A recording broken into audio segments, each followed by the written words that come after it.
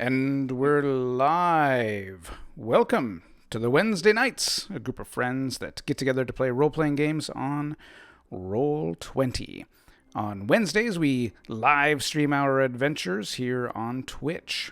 Be sure to follow us on Facebook and YouTube, where you can watch all of our previous episodes. Now, let's meet everyone. Tonight we have Bryce. Hello, I will be playing Wilhelm Boberg, a German underground Bolshevik journalist. And Laird.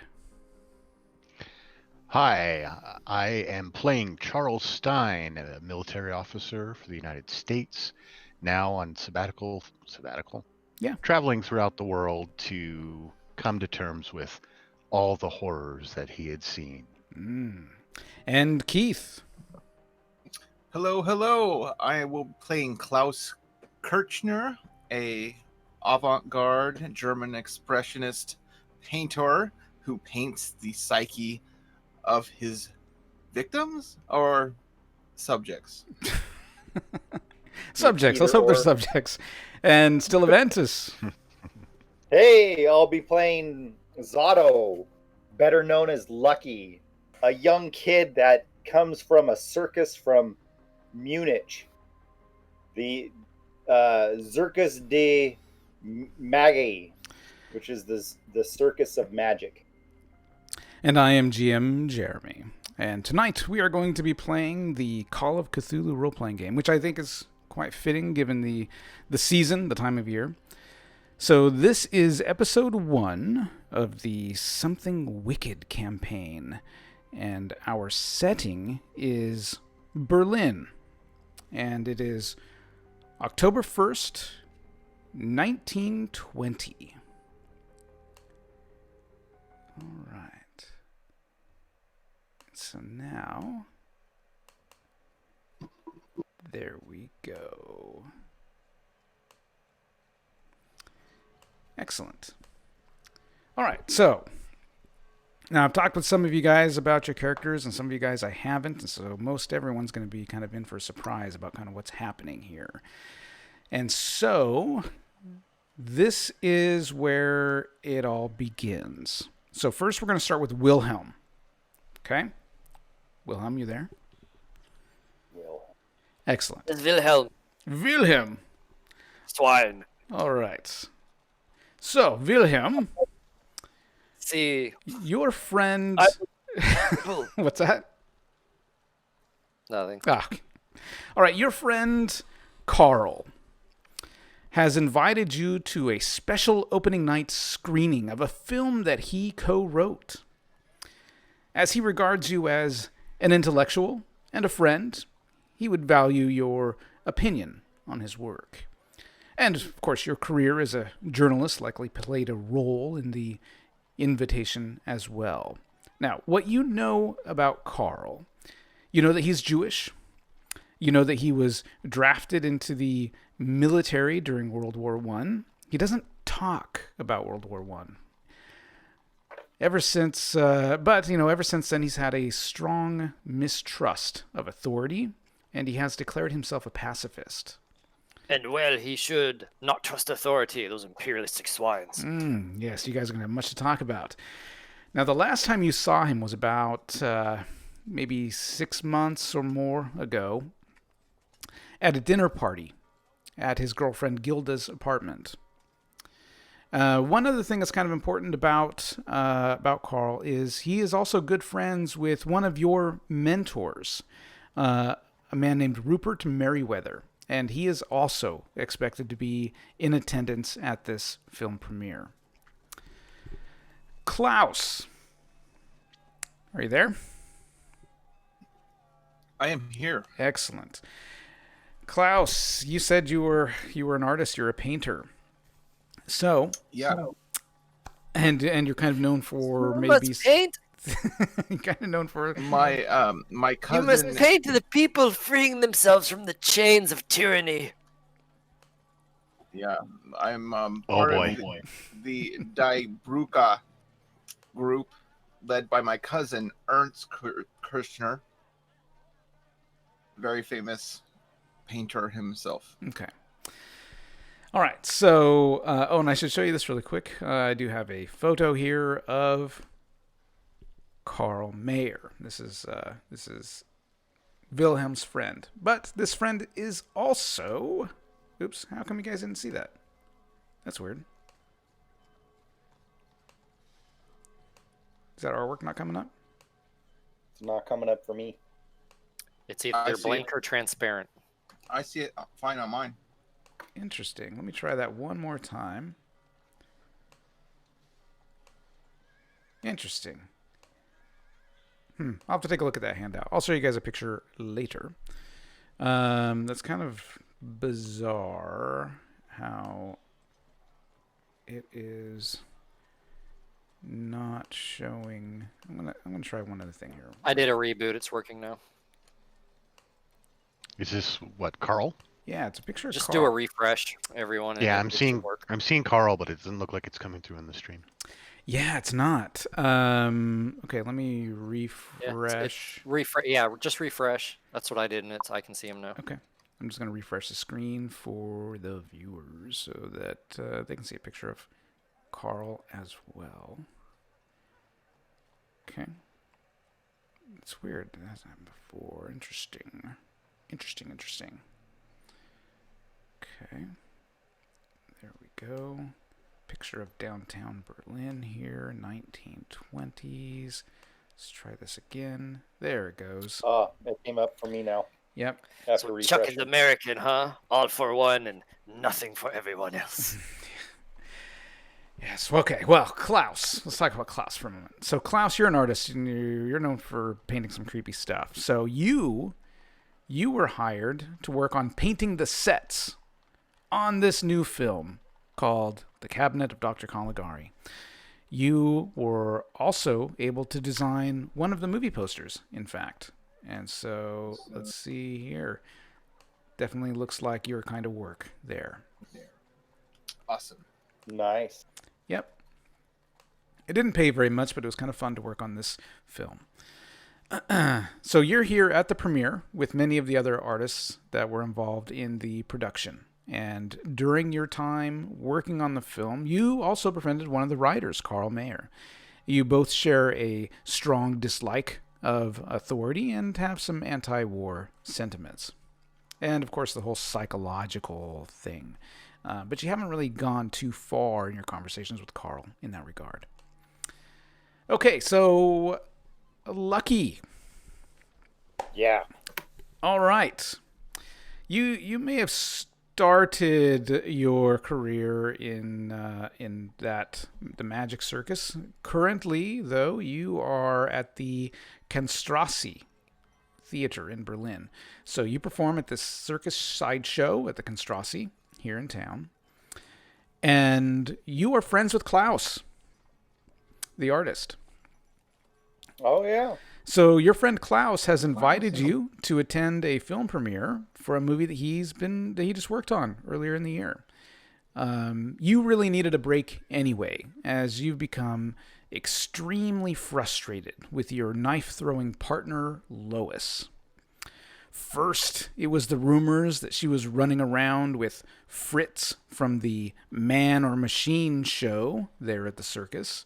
And it seems that just as that cooled off, that now she's distracted by some military guy that she met 2 weeks ago named Chuck.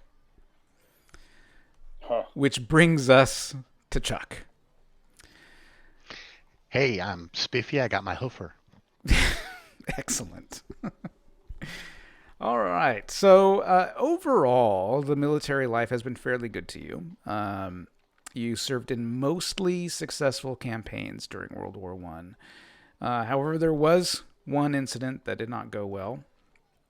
Your platoon being cut off from the main force, surrounded by enemy forces. How you escaped, you never discuss with anyone. Ever. Then the war ended. Good guys won. And now that the war is over, you've got time to pursue your other interests. Like traveling, learning about new cultures, exploring new positive things, like Lois, the circus performer. You met Lois 2 weeks ago while attending the circus sideshow at the Kenstrasse in Berlin. And wow, what a girl. So full of life, so fun, so energetic, so beautiful. She's the berries. She's the bee's knees, man. She and her partner, Lucky, have been invited to the movie premiere. Lois says it will be a gas. At least you think they've invited you. Lois does have a tendency to invite herself to parties from time to time. And so that is going to bring us to the theater. And here it is. So, this is the theater in Berlin, the Marmor House. And it's kind of a well-known theater in Berlin, and this is where they're doing the premiere. No one really knew what to expect as far as kind of a turnout and this and that, but it was good. They got a lot of people, especially in the arts, right? So you guys have been invited. You've just watched the movie, the Cabinet of Dr. Caligari. Dun, dun, dun. We got some nice images here. There we go. And I think pretty much everyone has seen the movie, right? At this point? Yeah. Mm-hmm. Excellent. Yep. Yeah. In art school. Gave me the heebie-jeebies. Yeah, it's good. So, so the movie just finished. You guys just spent the last hour and 10 minutes, I think is the duration on that one. Watching the film. The orchestra has been putting away their instruments. Everyone has exited the theater. You're all just, you can't believe what you've just seen.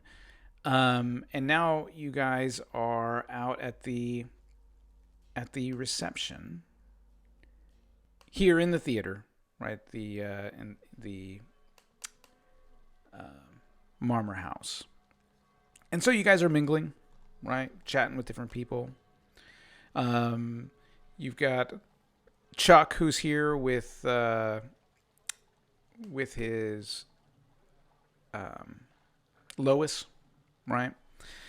And so you guys are just kind of mingling and chatting, talking with different people, and then you see Carl. And he comes over and he's excited. He's talking with Klaus. Klaus, what did you think? Excellent film. Goes along with the themes that I have been studying for a long time. Yes, like we talked, like we discussed. Yes. I love this subject matter and diving deep into the theory of the mind. Yes, I quite agree. And your work on the sets, so good. The zigs, the zags, the contrast. Yeah, I believe in strong lines and how you put how the film came together. It was brilliant. And he says, "Oh, I must introduce you to my friend Wilhelm. Wilhelm, this is Klaus." Hello, Wilhelm.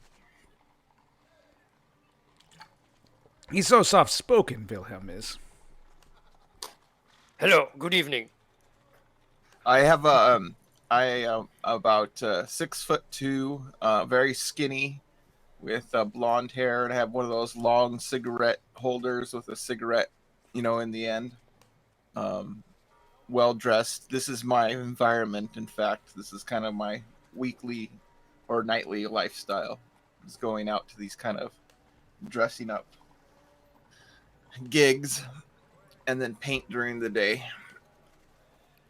Carl, I must say, your film brilliantly demonstrated the people's plight under the current authoritarian government.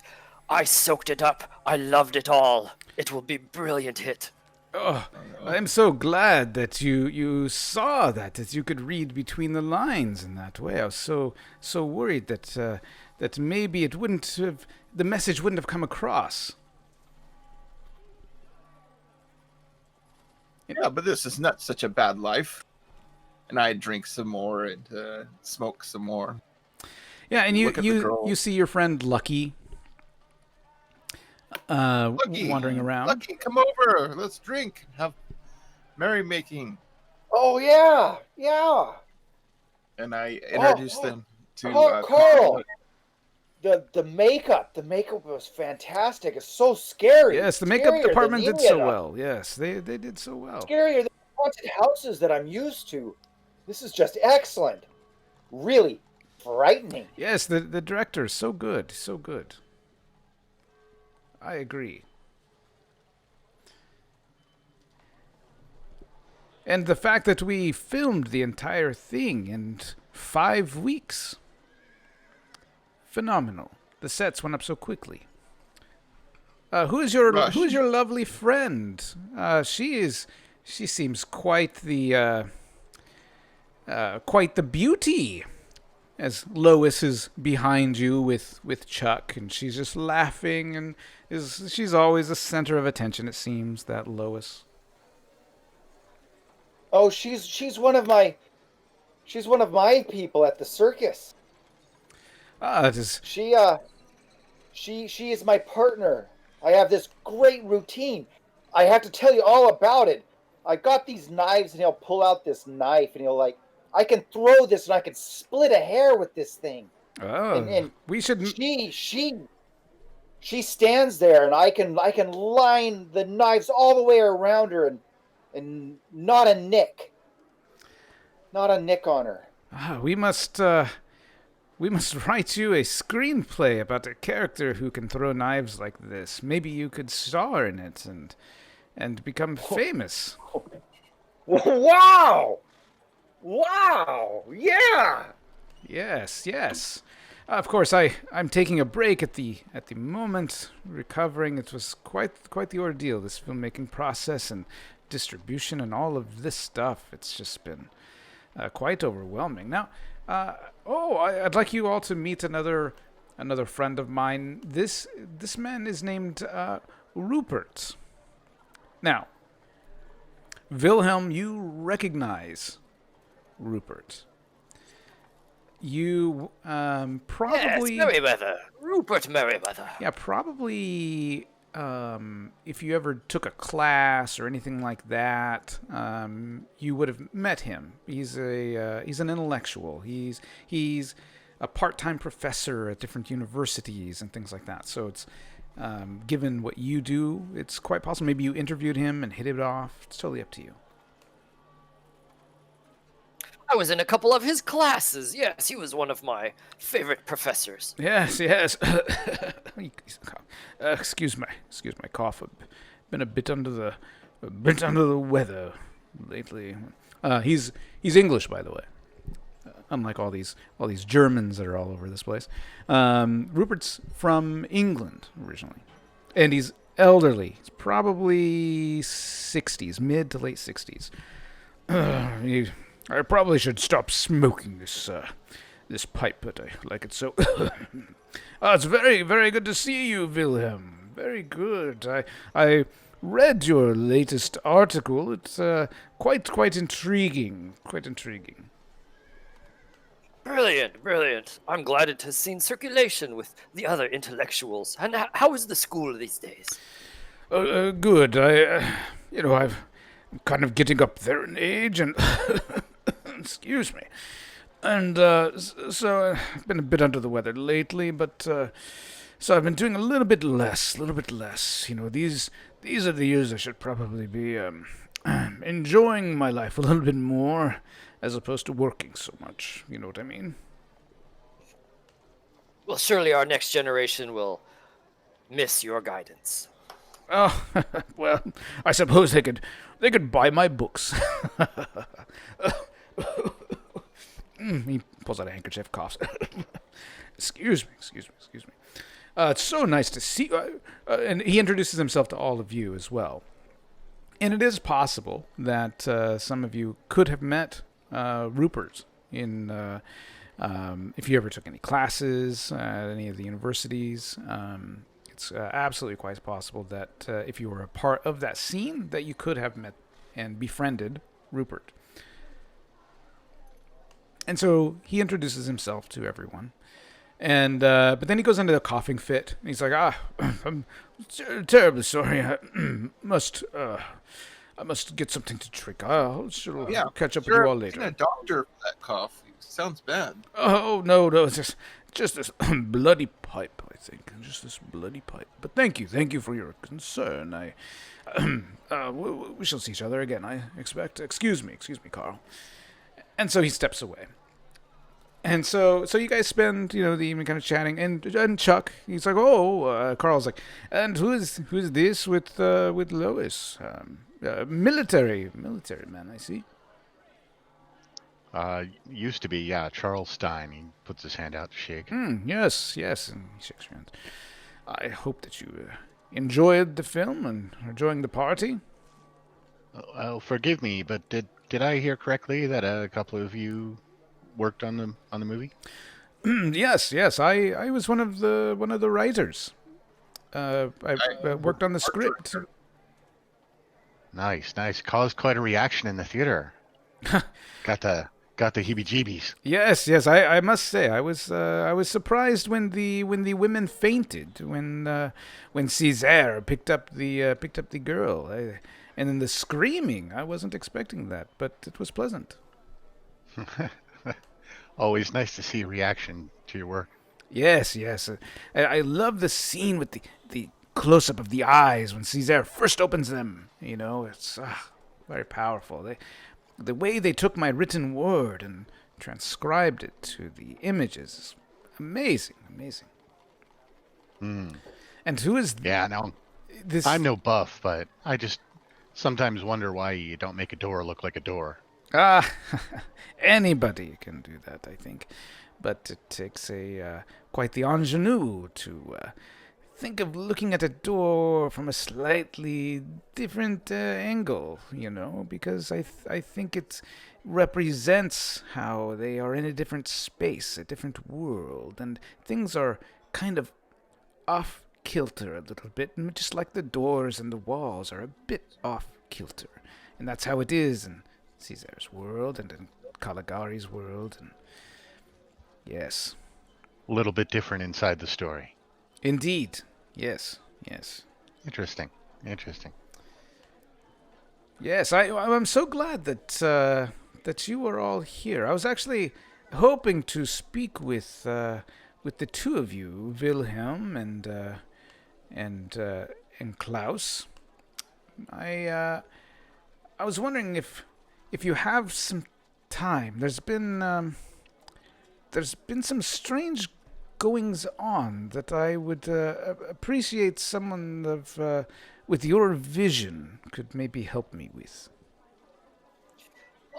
I am not due to publish for a few days at least. I have the time. I'll be happy to help you. Well, that is excellent. He's up for a friend.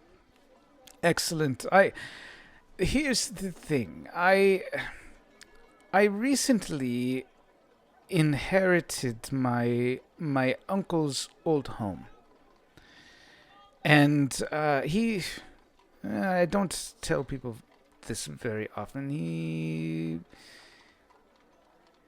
He left it under rather mysterious circumstances. I mean, the family, he was old, and so we're quite confident that he has wandered and probably into another town or something. And anyway, the state has decided that, given how long he's been gone, that he must be dead. And so we accept that. In his will, his home was left to me, and I have been living there for the last 5 or 6 months there, and it's peaceful. It's out in the country. It's nice. I think you will enjoy it. But lately there have been some strange goings on. I swear that things have been going missing in the house, and I mean, I don't know. I don't know what's going on. I've never caught anybody in the house. I just noticed that some things have been missing, and maybe people thought that because he's gone, they can sneak in and steal things. I mean, I don't know. Perhaps perhaps Klaus with his knives could come in handy as well, if that is the Oh, case. I can crawl all over the place. Yes, I yes. can climb, I can crawl, Or the military do all men as kinds of well. things. Chuck, maybe with your revolver, you could scare these rascals away for me. But I don't know what's going on. I just know that some of my possessions, or I should say my uncle's possessions, have been turning up missing, and I can't figure it out. And so if perhaps I respect your time. I respect all of your times, and so I of course will pay you for your time if you can help me figure out what is going on in this house. I will gladly pay any of your expenses to get there, and if you can solve this and scare away these nuisance, I will gladly pay you $10 apiece. Whoa! Yes, the movie has been quite good for me. I have to admit, Oh, I've done well. so spooky. That I have $10. That would double my money. Yeah, $10 is the equivalent to about $240 in today's money. Hey, Chuck. Imagine if it's a haunted house with the spooky movie and everything like that. Yeah, well, a paid vacation to figure out a mystery in the countryside sounds kind of nice. Yeah, I would love to get some painting done out in that countryside. Maybe of this beautiful Louise. Would she be joining us? She says, "Oh, of course. I would never miss a party. And this absolutely sounds like a party, doesn't it, Chuck?" And she runs her finger down Chuck's side of his face. So I'm assuming that Chuck drove us here, because I don't think I nor Luis have a car because we're from the circus. I haven't decided if he has a car or not. Most likely, I would say probably not. So it would be whatever taxi or Uber service they have. Yep, taxi. Klaus is rather wealthy, or at least upper middle class, and would have a car. I don't 2020 or 1920. Not many people own cars, did they? Yeah, I mean, not super common. It's not super common in 1920. But yeah, if you have the money and you can afford it, absolutely you could own a car. Otherwise, you guys just take taxis. Oh, hey, Carl, you're not a somnambulist, are you? Is that part of your experience for writing this fantastic movie? Me? No. No, I pull from personal experiences and messages that I feel are important, and with everything happening in Germany after the war, I think that there's a strong message there. And he glances around the room, and you do in fact see some military police, here and there. A waitress comes over and she offers you guys all drinks, some champagne in glasses and some hors d'oeuvres. Another waitress comes over. She's got hors d'oeuvres and she's offering that to everybody. I say, when would you like to leave?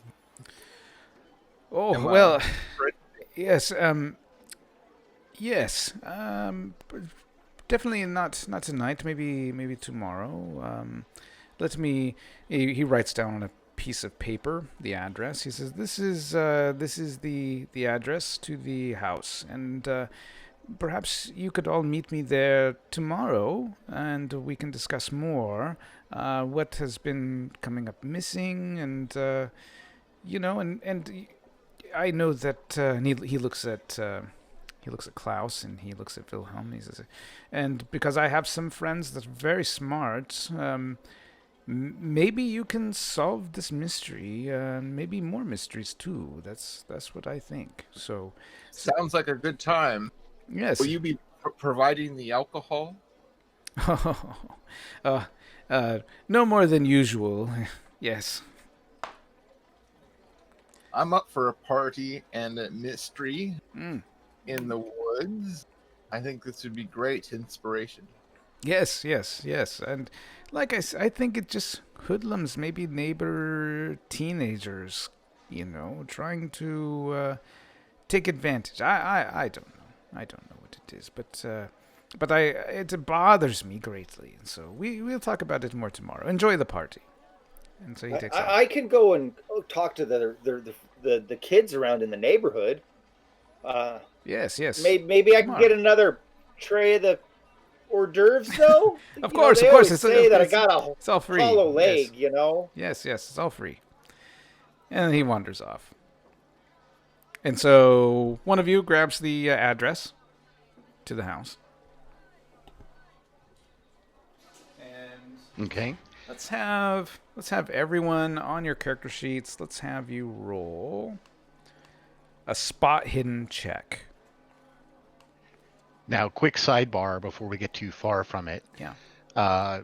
Quick Google search, and it looks like about 25% of Americans owned a vehicle. Okay. In the 1920s, all told. Okay. Not sure Germany was the same though. Yeah, probably. There's people. Yeah, there's definitely people that own cars, and definitely the wealthy. For them, the wealthy. But Germany was in a crushing recession at that time. Yeah. I put a 55 at wealth, so I'm not sure what that translates to. Lucky has like 10 wealth. So spot hidden. Yeah, look at that. Oh, Lucky, not so lucky. Got an extreme success, hard success. Okay. Now, Chuck, you notice as you're kind of looking around the room, drinking your champagne, you've got this hot girl on your arm, and she's getting a lot of attention from lots of people, and she's quite the social butterfly. She's just talking to everybody. And you're looking around. You do notice at this party that the Rupert, the older gentleman that you were speaking to, he is coughing a lot, and there's been a few times where he's got to steady himself and he's got to sit down and things like that. And eventually, you do see him. He just excuses himself from the party and leaves. And Klaus, you did see him a few times, coughing pretty hard, and still felt pretty strongly about what you had said earlier around, gosh, we could probably go see a doctor. But you turned and looked away, and he's gone now, and you're like, he must have left. So you're like you guys are kind of making a mental note, gosh, we should probably talk with him about that when you see him again. Lucky has no reason to have any interest in a professor or an old person. Okay. All right. Okay. All right. And so you guys, mingle and enjoy the party, enjoy the food, enjoy the drinks, and at an appropriate point when I'm not going to be putting a dampener on the attention that Lois so loves. I'm going to see about quietly suggesting to her that we slip away and neck. Yeah, let's see. Let's have you roll. When they do, I take a picture. Before you that, have to do a spot hidden check, bitch. Can I try to charm her away from Chuck? I'm gonna try to charm. Let's see here. Let's see. Yeah, I would say in order to draw her away, you want to either charm. Yeah, try a charm check, and then also, what's your character's name, Keith? I can't remember. Klaus. And then also Klaus can do a charm check as well. Okay. All right. So she's going to stick with Chuck for now. And you do manage to convince her to head off to some little corner. Yeah, I'm thinking probably a little bit more towards the end of the evening. Okay. I go, hey, Klaus.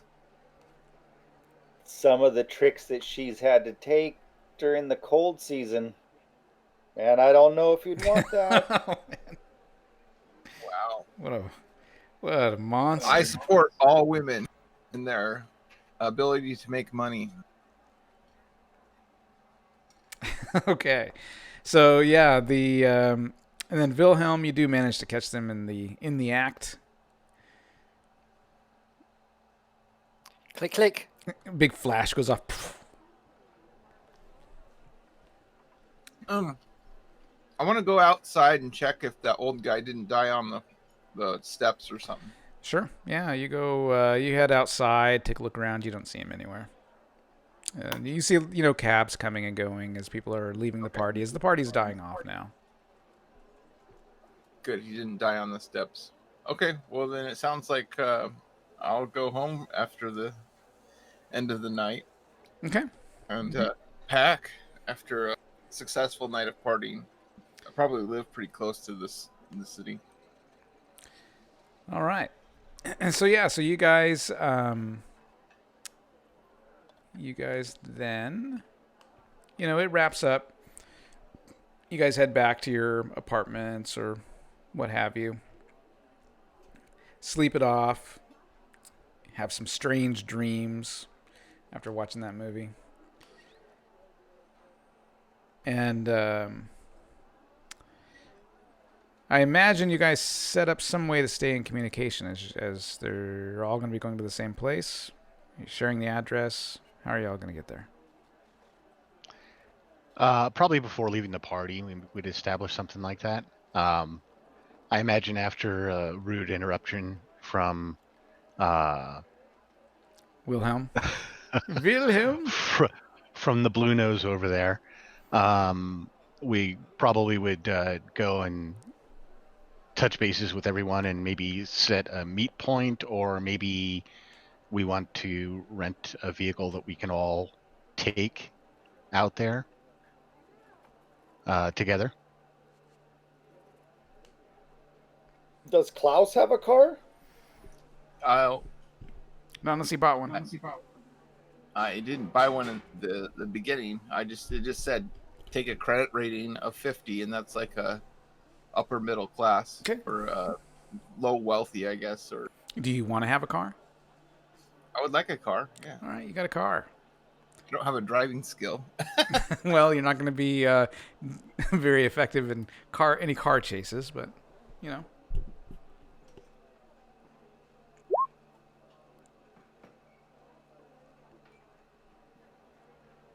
Okay, yeah. Yeah, you got a good credit rating. All right. So yeah, your finances are good. You own a car, and so you can certainly go and pick everybody up. Yeah. I pack my gear, my paints, my easel. Oh man, there's not going to be room for any people. It's got a big trunk. Oh, have you seen one of those traveling easels? It's like a little case. Yeah. Okay. It folds out. All right. So you drive around the next day. You pick everybody up, and you head out to the country. The address that Carl gave to you. During the whole ride down there, Lois does not stop talking. The whole time. Talking about different people she met in her life and people she met at the party and this and that. Oh, man. So, whole ride down. Chuck will brunt as much of that as he can handle, and then he'll try to draw someone else into the conversation and subtly maybe try to get her talking to them so he can kind of zone out a little bit. Okay. You do your best. All right. And so you guys... Now, this is a small little town outside of Berlin. It's a couple-hour drive. maybe like 2.5 hours to get out to this place. I believe the town looks like it's called Arnoldsburg, and then it's a little bit outside of there, and you guys reach this little place. And I should grab Lois's token as well.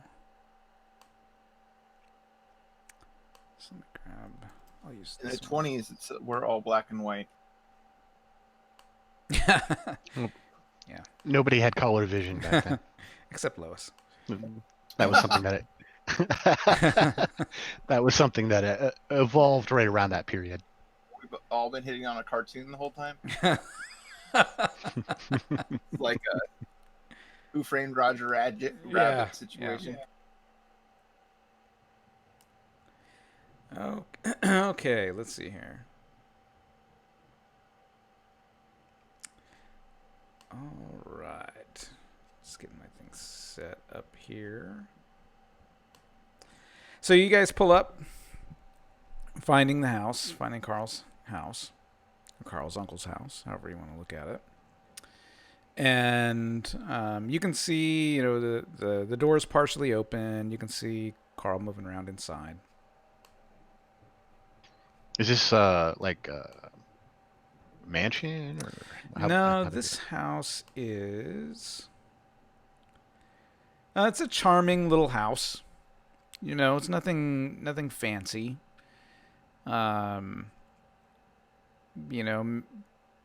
Maybe like 1,000 square feet, about that size. Okay.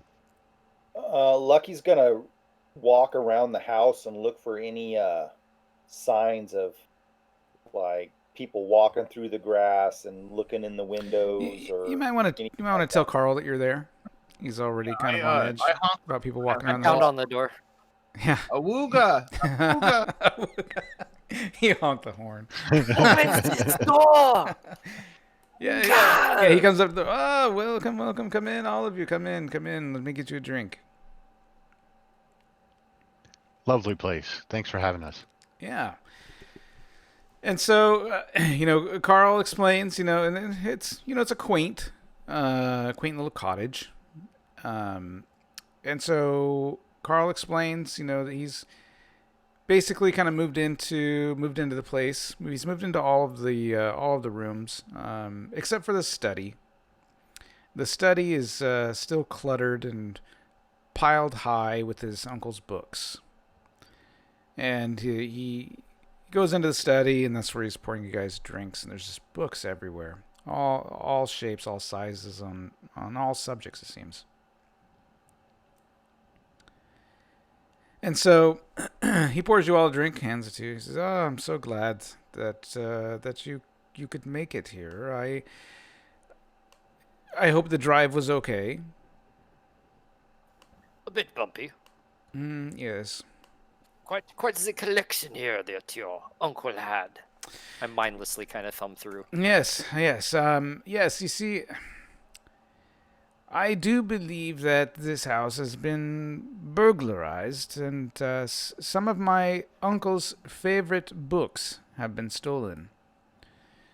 And, well, he sure seems to have had a lot. Yes, that's why it's so surprising, that he just disappears without a trace. But that's why you are here, and I have more to ask of you. I would like you to discover who stole the books. I would like you to return them, if possible. They're very important to me. And if possible, since you are already here, if you can maybe look into what happened with my uncle. Maybe you can find some information about him and maybe learn where he is. I don't think he's dead. I know the state has said he's dead. I just don't believe it. But I would like to know. Is he dead? Is he alive? If he's alive, where is he? Well, what about your neighbors? How are your neighbors around here? If you wish to speak with the neighbors, feel free. There's Do you know them at all? Is there kids? no, Is there I've been in Berlin mostly. I come out here to relax, but I've been so busy with promoting the film. The local magistrate said about your uncle. Which of his personal things, diaries, things in his bedroom, pictures, I don't know, things like this. Yes, feel free. You may have free roam of my home, and feel free. Anything you can find. If you can find a journal or a diary, fantastic. Were the books stolen out of here?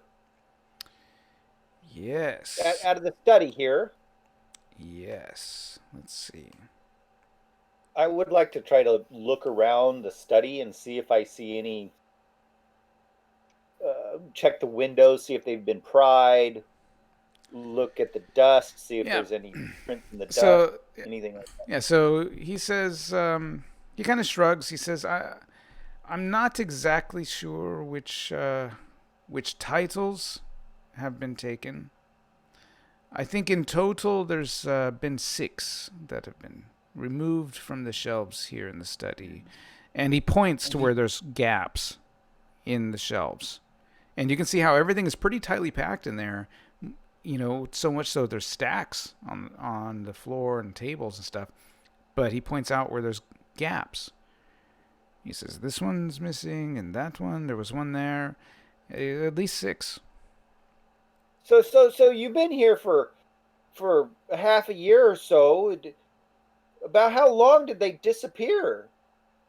Did they just all of a sudden one day you came in here and they were gone, or did it like one go away again? And another? I don't know. It's just one day I come in and I'm looking around and I'm thinking, wait a minute, wasn't there a book there? And then I start looking around some more and I start to think, wasn't there one there? And that is very odd. So I'm not sure exactly what day or which books, but that is what I've noticed. Can we settle in? It was quite a long drive. Yes. You may stay in the guest rooms, of course. I want to head to the bedroom. Okay. Is enough for everyone to have their own room? Yeah, he gets you all set up in your own spaces. As everyone leaves, I'm just going to take a look at the books. Is it organized via Dewey Decimal? So go ahead and do a spot hidden roll on the books if you want to do that. And I think Lucky was looking at the windows and looking at dust and things like that, so you can also roll a spot hidden.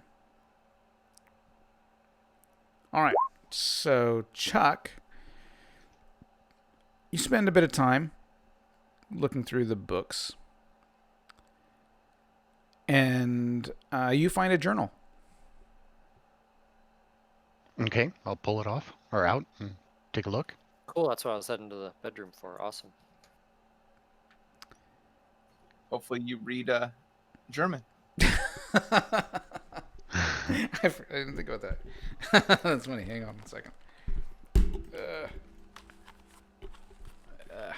Cords are getting all tangled up here. Yeah,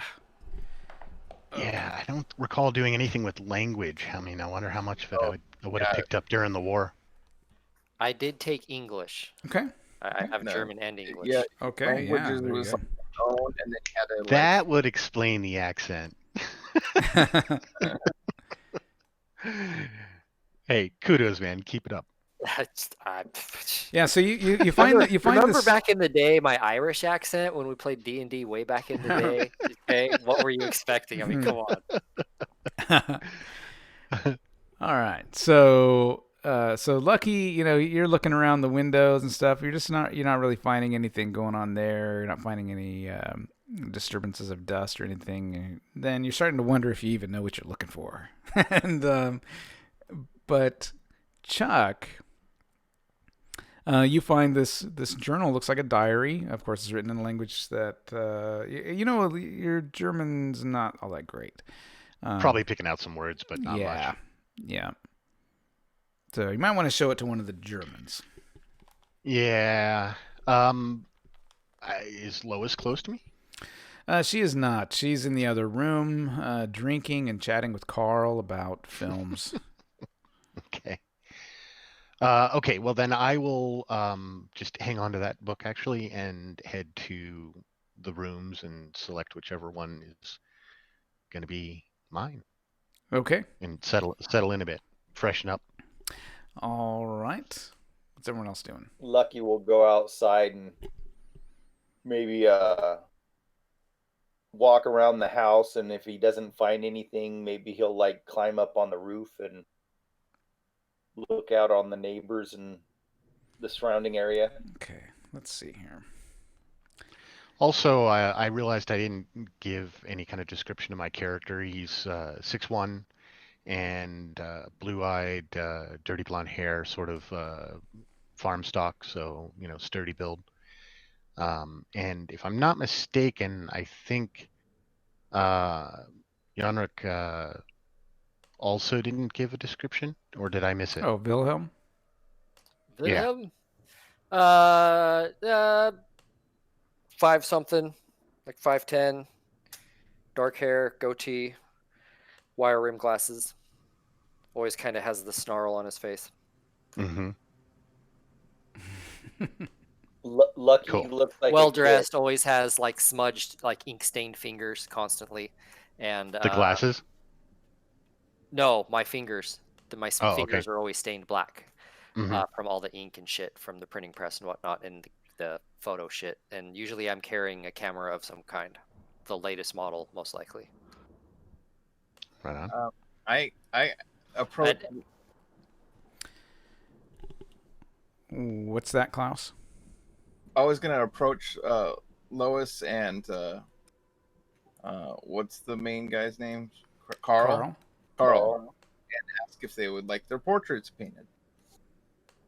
He says, that's very kind of you, but I'd really like to get to the bottom of this mystery. Well, that's the greatest thing, is to paint your. And when you're in a state of frantic behavior, we could capture that on canvas. It'd be beautiful. Maybe my frantic behavior because I'm paying you and you are painting. Get to work. Yes.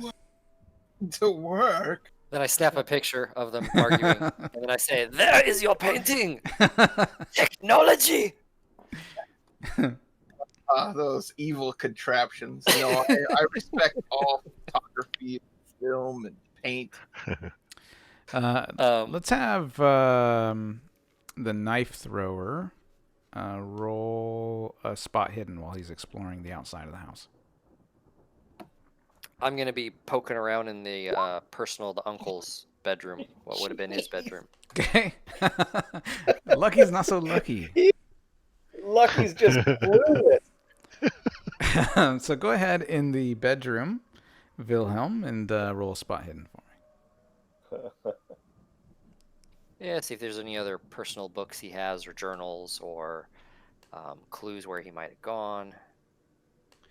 The point of timing is Chuck loses room. You probably hear the mussing about that Wilhelm's doing. And he'd kind of, push the door open a little bit to see who it is, see that it's Wilhelm. And, Wilhelm. I'm struggling to lift the chair. Yes, and I just scooted over. I'll walk in and help him with it as I'm chatting. And I found a journal in the library, but despite my time spent in your country, I didn't quite pick up much of the language. Perhaps you might take a look at it? Yes, indeed. I was hoping to find one in here. So There once goes my we British again. Ha ha ha ha. Cheerio. cheerio. I don't think the Germans use that. Kyle. Ouch. No. Okay. He's gonna pull the journal out of his outside jacket pocket and hand it over to Wilhelm. Awesome. Yeah, just Let me see here. Okay. All right. So you take a look at the journal, and so yeah, it looks like it's a journal or a diary, and you skim through it. You find that the last entry is dated about 6 months ago, which is consistent with what Carl was saying was the last time his uncle had been seen. So the last entry is dated about 6 months ago, and the entry cryptically mentions, quote, reaching a decision and, quote, joining with my friends below. In addition, you also find other earlier journal entries seem to hint at something going on in a nearby cemetery, some sort of network involved in a cemetery.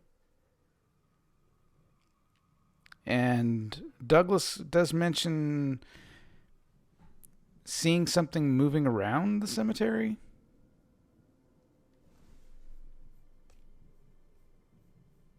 something moving around. What does he mean by that? It's pretty cryptic. Seems to just call out spotting people moving about the cemetery. It seems kind of out of place given what he's writing about in the journal. I was gonna go set up a place to paint out here, and I was gonna investigate this path that looked like it leads to the back door. Yep. And so this area, let me reveal a little bit more. So you follow the path out behind the house, and there is a rickety old fence.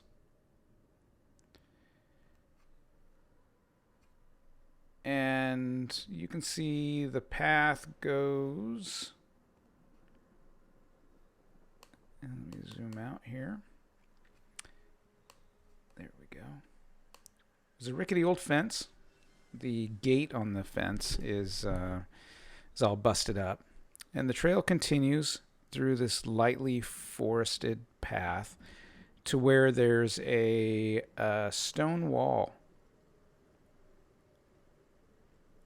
Lucky would like to try to climb up on the house to get a better view of the area.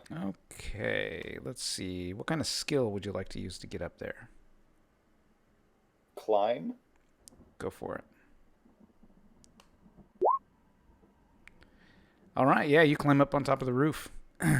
You guys inside, you hear some foot stomping on the roof unexpectedly. Oh, ghosts. Do I see any any routes in the grass or anything like that where people had been sneaking up on the house? Or that's what he's going to be looking for. That, and he'll be watching Klaus walk off. Yeah, from up on the roof. Down the trail. Yeah, you kind of look around. Go ahead and roll a spot hidden for me while you're up there. Yeah, so from up here on the roof, you can see Klaus heading down this path over to what looks like a cemetery. And you can see that there's another person up ahead of Klaus walking. And I'll yell, "Hey, Klaus! Klaus! Rocky, what's up?" I yell back. Hey, there's somebody out there." Oh, hey, is it Douglas? I yell, "Douglas? Douglas? Isn't that who we're looking for? The uncle's name?" So this guy over here, let's see, he looks like a groundskeeper. He's got some tools over his shoulder, and he's heading down the path towards some tombstones.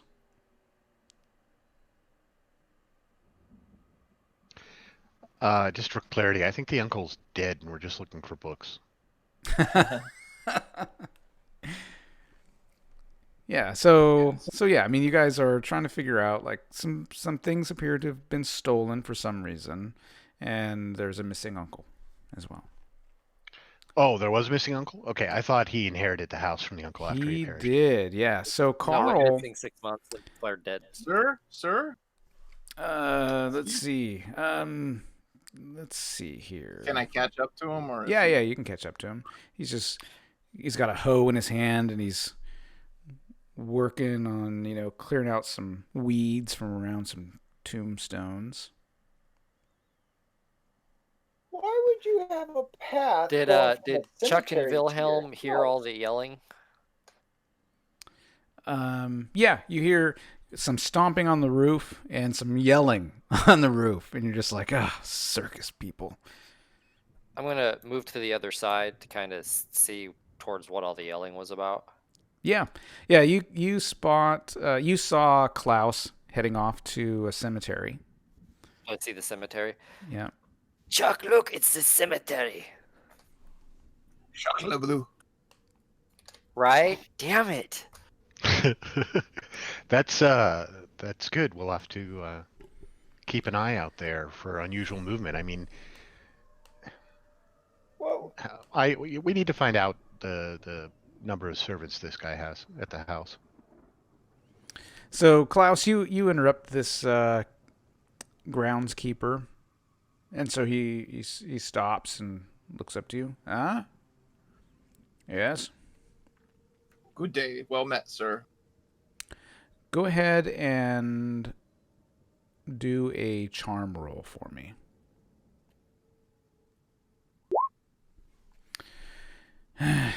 He looks irritated, but he stops what he's doing, and he turns around and looks at you. Good Hafen. Yes, yes? We are looking for the man's uncle, and I say Carl's, Mr. Carl, what's his last name? Carl Mayer. Mr. Mayer's uncle. And yes. Heard he was missing. Have you any idea of, have you been interviewed by the police where he may have ended up? You're friends of Mr. Mayer, is that right? We are.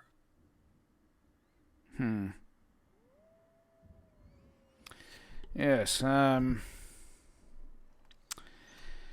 yes, the owner of the house, Douglas Mayer.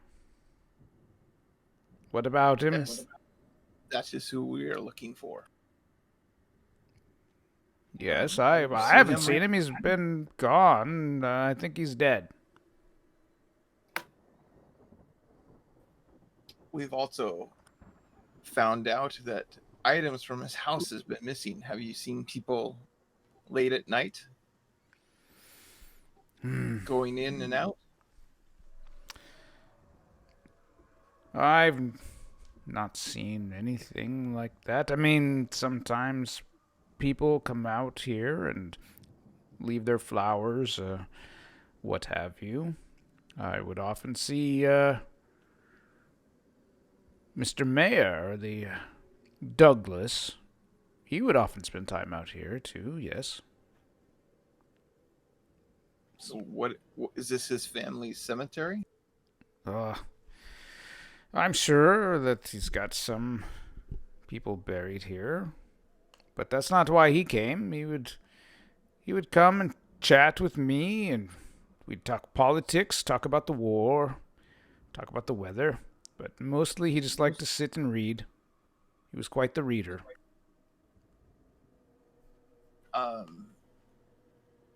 In fact, he would sit right here. Right. And he gestures over here. That was his favorite tombstone. He would sit there and read for 4 hours, 6 hours, the whole day, all the way till it was dark. You couldn't even see. Any idea why he would leave a nice life? Oh, wow. What do you mean leave? I think he's dead. No, his nephew said he ran off and is missing. I don't know anything about that. I heard he was dead. No, he's very much alive. I've not seen him. He's got a house that needs taken care of if he's still alive, but I don't think you're correct. His nephew. I've got no time to argue about you whether a dead man's alive. I've got work to do.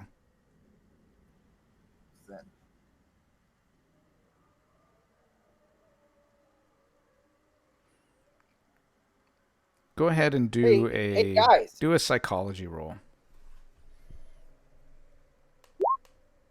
Okay. Yeah, he steps away and just goes back to work, pulling weeds. And then I'll look around to the place where he used to sit. Okay. Hey, Chuck. Hey, Wilhelm. Do you know this guy? He has a path that goes straight to the cemetery. Who would have that? Why would you ever have a path that goes into a cemetery from your back door? It's the strangest. Pretty creepy. You know, so you can get to the cemetery. I'm gonna go check out the.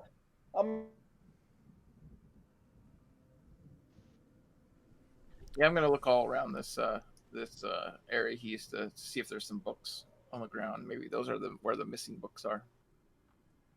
Okay. Yeah, do a spot hidden. Way to the cemetery. Yeah, I'm gonna start making my way. Check what Klaus is doing. Okay.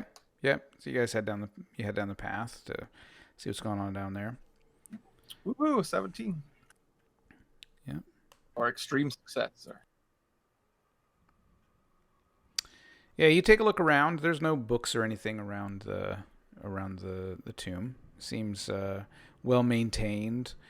You do spot this groundskeeper. You do spot a liquor bottle sticking out of his coat pocket while he's bent over pulling some weeds. Looks like a drunk.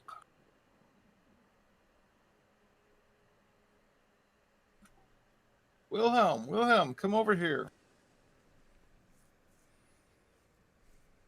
What was his name anyway? Hello, Klaus. You didn't ask him. There's the groundskeeper over there. He said I fill him in on what the groundskeeper told him. Maybe we should ask him some more questions. You're the writer. You know how to interview people. And I hail I walk up to him and then I shout in his face, "Tell us what you know about Douglas." Grab him. Make a charm. Tell me now everything. Make a charm or persuade roll, whatever you want to call that. That's an intimidate. I call it an intimidate. I think someone needs to roll intimidate. Roll intimidate. In that house, and I will bring him down here to break your legs if you do not tell me now everything. Like Wilhelm, whoa. Yeah, do an intimidate. You saw him in the cemetery. Roll intimidate. What was he doing? He did. I don't see it. I'd like to take this moment to apologize to the Germans out there. Oh, hold on. I didn't scroll. Yeah. Okay. Yeah. Intimidate. Ooh, look at that. A hard success. Nice. Hard like my fist. Okay. All right. Yeah. He looks at you and he's just like, he's visibly agitated. And he storms off in a huff. Wilhelm, what was that?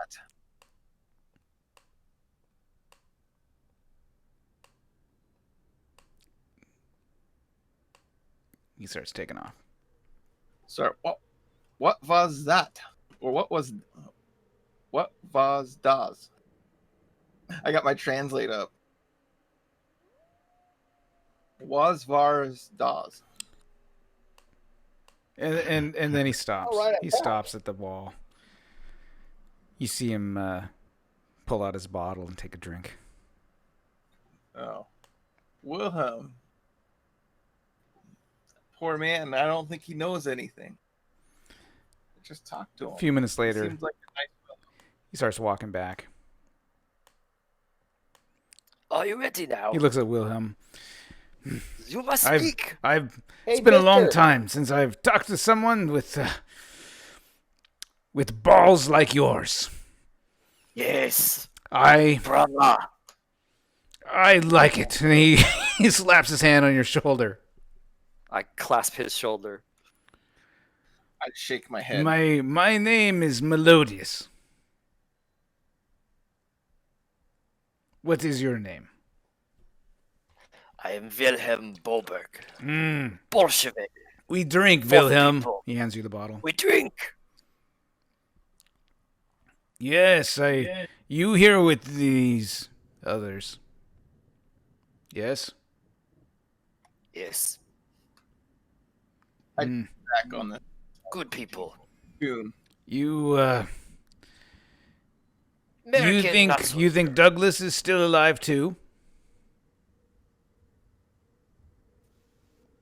Possibly. I miss him. He did speak. I miss him. He spoke in his journal of joining someone down below. You talked with Douglas?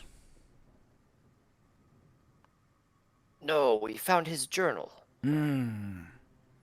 Yes, Douglas and books. He loved books. Makes sense he would write one. He takes another drink. I miss him very much, you know, Wilhelm. I used to spend so much time talking with him. Talk about everything. And he'd tell me stories about foreign lands and different places that he would go. I tell your friend that over there was his favorite tombstone. He would sit there and read for hours and hours. Which one was that? Mister? Hey, mister. He points at this one. Melodious. Oh. Were you ever out here at night time? Yes. Sometimes I stumble through here when coming home from the pub. And now tell me true, speak only true. Did you ever see anything strange? Do a persuade.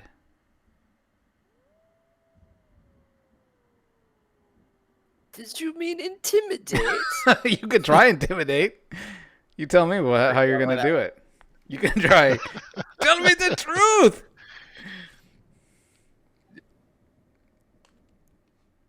You must tell me now. We are brothers. Ah, yes. No. Now, well, you could push it. Okay. I can push it hard. So you can push this roll. Here's how pushing works. Okay. You can make another attempt, but you have to tell me what horrible thing will happen if you fail. If you want to push it, or you could try a different method. It's up to you. But your intimidate's pretty good. You only missed it by 1. Like a 50-50, really. 60-40. But if you push the roll, if you fail it again, then it's like a critical failure. So something bad has to happen. Like you've got to, you fall and crack your head open, or or you insult him and he runs off. I mean, you would have to decide. You would say, here's what happens. I'm going to push it.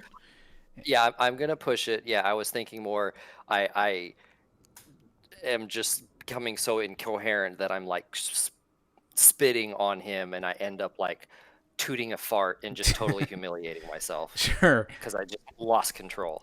Yeah, and then Melodious would just wander off. But you got it. Hard success.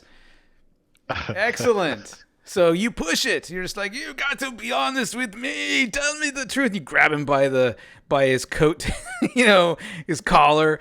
Tell me the truth. What have you seen, man? Head over there next to Lucky, just like, what is Wilhelm's deal, yo?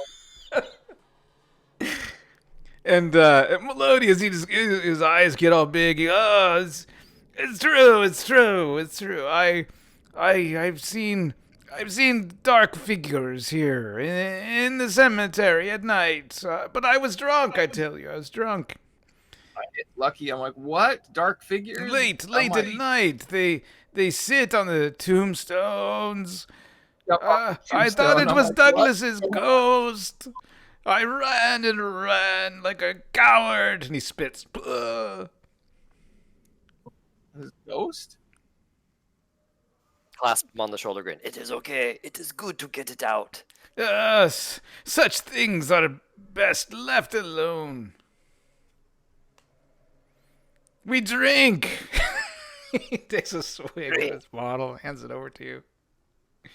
See, like crying. Swig, hand it back. That was awesome. Start singing a local German song. Yeah. A drinking song. Yeah. What's this tomb over here? Yeah, all of these are, let's see, pretty old. Looking around the graveyard. Let's see here. So the path ends right here from his back door. Yeah, more or less. Lucky's gonna. It's more of like a well-worn path, right? Right. It's not so much like it was designed to be this way, but this wall here has all broken down, and this is just a well-worn path through here. So it looks like, that someone walked quite often down this path to get to that spot, which Melodious had explained was Douglas's favorite spot to sit and read. Yep. So back at the house, Chuck, if you don't mind, Chuck is going to go into the room where Lois is, prepare a drink for himself, see if she needs a top off. She's like, I will always take a top off, darling. So I tend to that, and then kind of start casually looking around the house as a house guest might. I'm going to be investigating. I just want to make it kind of. I take it as like that American farming community politeness, Sure. Don't want to be. He said basically the house is yours, but I don't want to just start tearing shit up, So I'm looking around, or he's looking around for anything out of place, along walls. What kind of lighting does the house have, and the fixtures and furniture that looks like it was in place for a long time, but maybe there's a disturbance. All kinds of anything that might stand out. Go ahead and roll spot hidden.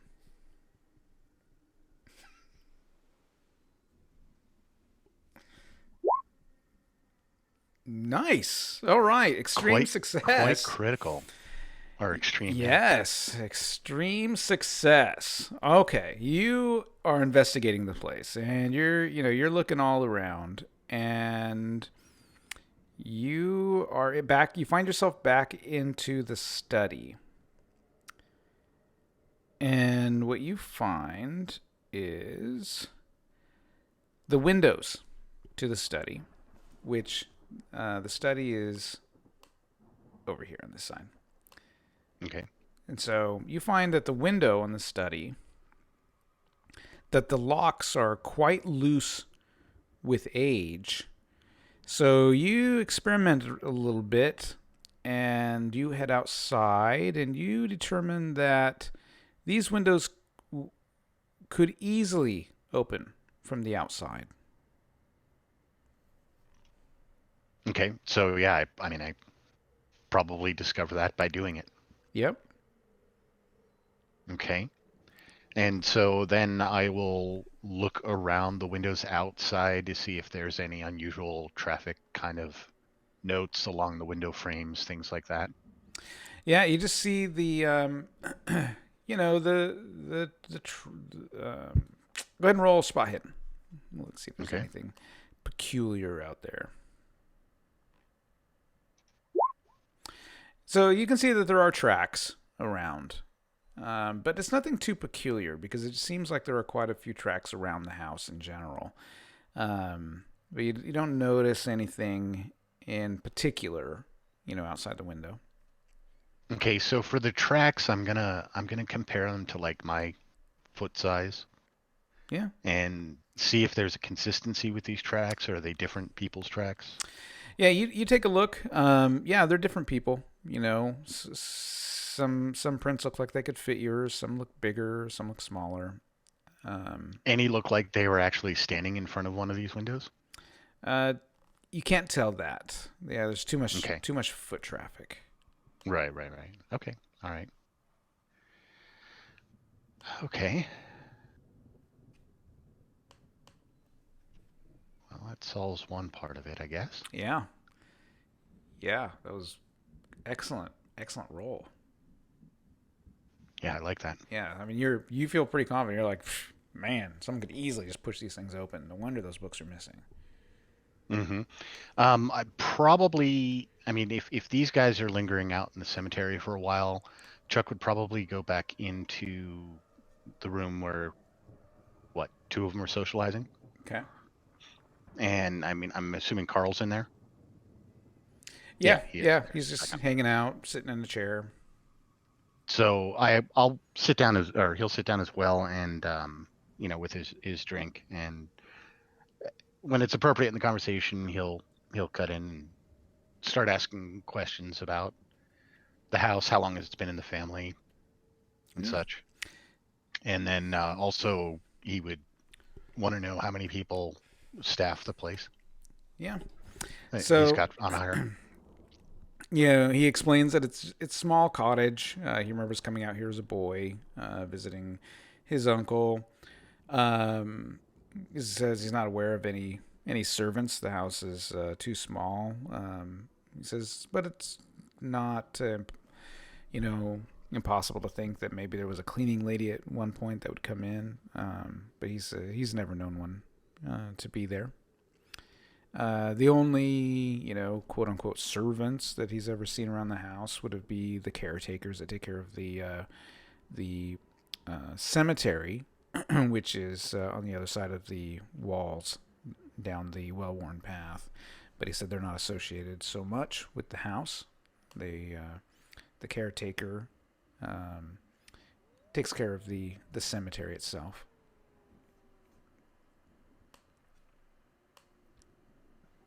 Lucky will try So, to. Oh, sorry, the caretakers aren't under your employ? That's correct. Who pays them? The city. So you don't actually own that cemetery then? It's not like a family cemetery? Correct. No, it's not a family cemetery. How and this is out of character. How close is like the nearest neighbor? Oh, I mean, yeah, out here in the country. Can you see him or no? Oh, yeah, you can see him. You can see them. Mm-hmm. But a bit of a distance. Yeah, but yeah, I mean these lots are like, I don't know, 1 or 2 acres, maybe 3 acres. Okay. So yeah, you can see the neighbors. Okay. Klaus is when he's going to head back here and look through the woods while he's walking to see if any of the books got dumped or anything like that. Yeah, go ahead and roll a spot hidden. We use spot hidden quite a bit. Yeah, you look around, you don't see any books that have been dumped near the trees. I'm like, whoa. Wilhelm had he let that caretaker have it. He had him crying. And I think I'm done for the day, guys. We should plan something about figures at night or something. So we should probably get an early bedtime and and see what's going on in that graveyard at night. There seems to be something going on. It might be the people taking your books. Lucky's gonna knock on the tombs and try to listen and just knock around on them. Okay. Put my ear to him. Yeah. If I okay. He doesn't quite, you know. This is different stuff than him. I mean, probably if he's seeing, you know, dead bodies in the past, they were probably just dumped in the river. Okay. Or something. All right. Yeah. Go ahead and do a spot hidden check to look around and listen. Should I do a listen or a spot hidden? So, are you just listening? Then yeah, do a listen check. Yeah, I'll listen. Yeah, you don't hear anything. You hear some birds. It's a tomb. Yep. Melodius says, I got to get back. I got work to do. Here's to you, Wilhelm. He takes another swig. Melodius. He goes back to taking care of the grounds. I'm going to set up a camera right here on the other side of the wall. Okay. Pointing to area. Okay. Where the figures and the books and all that were. Right here? Spend my time kind of like hidden behind the wall, you know. Okay. Can you see me? Can you see me? I give him a thumbs up. All right. Did you ever check this out? I'll whip out a knife and I'll thunk it into the tree right beside him or something like that. Okay. I'll throw like 3 knives and line them up in a row. A little squeak. All right, let's do a little roll then. A throw roll? So I'm thinking, oh yeah. So if I forgot to mention this to you guys, I apologize. Anytime you use a skill in this game, there is a circle checkbox next to it. Okay. Every time you use a skill, you want to check it. So you want to keep track of all the skills you use in any game session, because at the end of the game session, or at the end of the adventure or the mystery, you will have a chance to improve, and you can only improve on skills that you used in that investigation. Okay. So anytime you use one of those abilities, one of those skills, just check the little checkbox next to it. So that Does it matter if you're successful or not? It does not matter if you're successful or not. So you're just going to use it, and you're going to click that you tried it and that you try to do something with it. Okay. All right. And so Wilhelm is doing a dodge. He's throwing knives at me. All right, so you do a throw. Hard success. Yeah, you throw 3 knives into the tree trunk near Wilhelm. He dodges out of the way. Gads! Jesus. Wow. You're pretty quick there. All right. You're quick as well. All right, I need to take a quick bio break, so why don't we pause for a couple minutes here, and I'll be right back. Okay, sounds good. I'm going to step away too. As I am. I'll have to sit and watch a lot of German films. Or a bunch of Hogan's Heroes. I fall back. I'm a product of my generation. Das Boot. That's a great film. I love that film. I love that film. I am just horrible with German. I can do a lot of things. I cannot do German. It's like, why did I pick character? Why am I taking you guys to Germany? Another campaign. What the fuck, Bryce? You could always do a make your guy look like Sean Connery and just do a Scottish accent. Don't go there, man. All right, I'll be right back. Yeah, me too.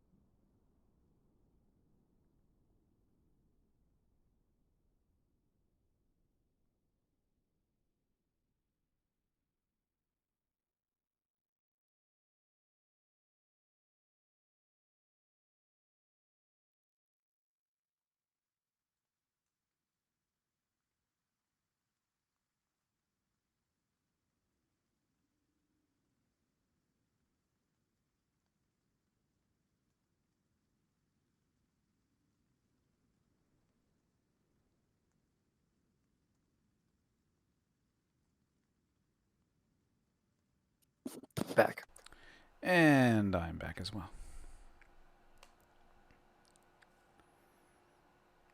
All right. So is everyone here?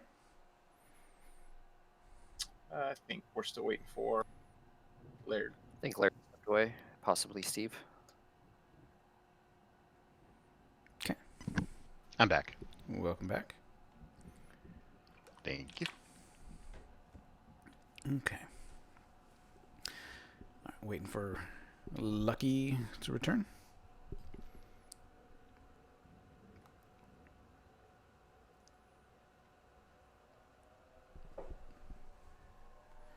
Okay.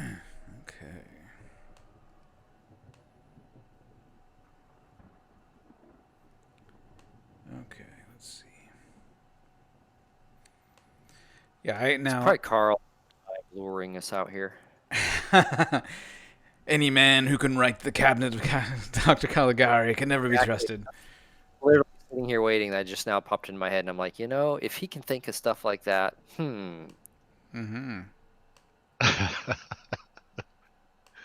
think we should gather and spy on and get ready to ambush tonight.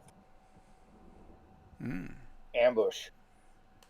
The graveyard. Yep, I'm setting up a camera trap. You think they're gonna come tonight? Let's sit behind the wall. I'll climb up in the tree. I'm gonna go to my car and get my pistol. My little revolver. While Chuck was talking with Carl, some of the additional information was some more specifics about the book. Like, does he know the titles of the books that were taken? He does not. Okay, and yet they're precious to him. And they were precious to his uncle. Okay. Is there any sign of card catalog that might tell us which books were taken in the study? He's not aware of any cataloging system. Chuck would probably look. Okay. Instead of asking about that. Okay. There is a library use skill that help. Yeah, I mean, like if there are a bunch together that seem similar. Yeah, you can give it a shot. Sure, try it. At least maybe narrow down what it was about. Yeah, no idea. Library use or library spot use. hidden? Okay. Yeah, no idea. Got it. You spend who goes to libraries? Yeah, you spend an hour, in the study and trying to determine. You have no idea what types of books or what was taken. I tell Carl, I think we should. We're gonna go stay tonight and hide, and see if we can spot. There's these people that seem to keep coming out at night at the graveyard. You want to come along? I'm sorry, you were talking to Chuck with that? Oh yeah, Chuck. Sorry, and That's Carl fine. and Louise or Lois, and especially Lois. I flirt with her again. Roll charm. Wow, that went in a big circle, didn't it? Oh, damn! Yeah, she's not interested. My charm is 85, and I keep failing. Must not be for this character. That's okay. He takes his cigarette and moves beyond. He gets his pulls out his clothes that are for dirty use. Puts away his fine wear. As you're getting ready to leave and you ask if you're coming out, he has you come to the study. There's an exit out the study, so you can leave via the study if you like. But he also points out what he found out about the windows and suggests that he stay behind in the house here to watch the study in case they come back again. And you can share that information with the other guys. Okay. Well, why don't you guard the study? We'll be down at the graveyard and have your ears out for us. Yep. Just give a holler if. We'll be. What's your code word? Thunder, cricket. Tell me what it is. Okay. If we tweet 4 times, on the 4th time, that's when you have to come running. So it'll be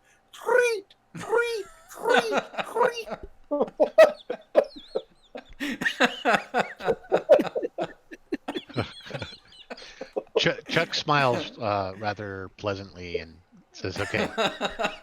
He's obviously not like a bird sounds like that.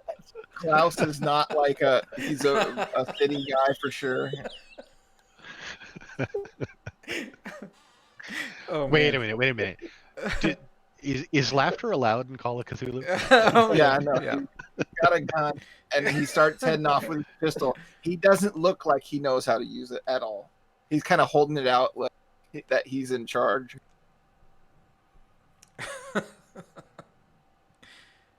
Okay, so what's your plan? Chuck will find a book, make sure he's got a full drink, read, keep an eye out the windows periodically. But he can't read German.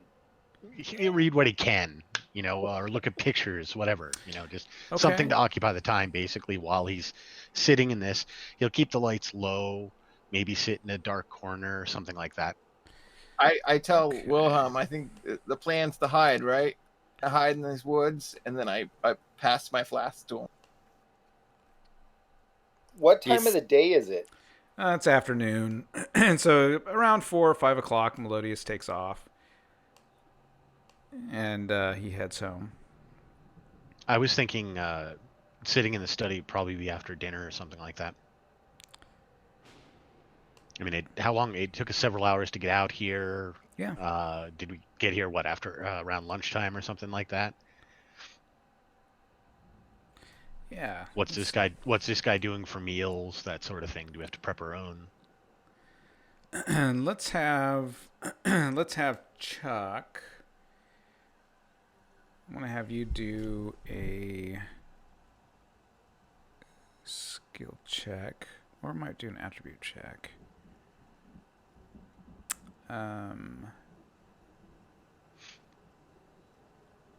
Yeah, why don't you do an education check?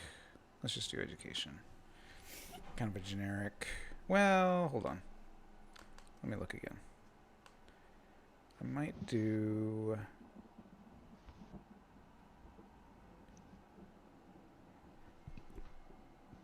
Let's see. I'm going to edit your character sheet for a second here.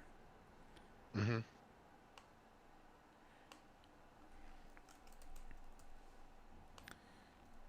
And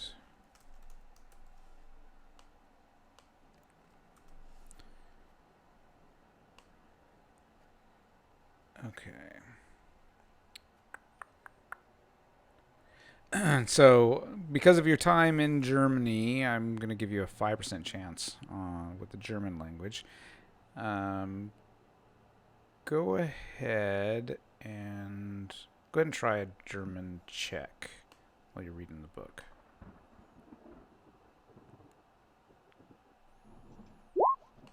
Ooh, so Man, close. That was close. All right, so that was really close.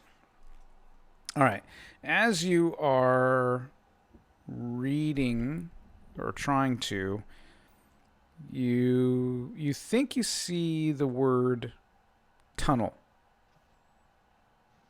You're like, I think that's the word for tunnel. And you can't remember, but you're pretty sure that Wilhelm was... I believe in German, it's Uranus, right? What's that? Nothing, bad joke.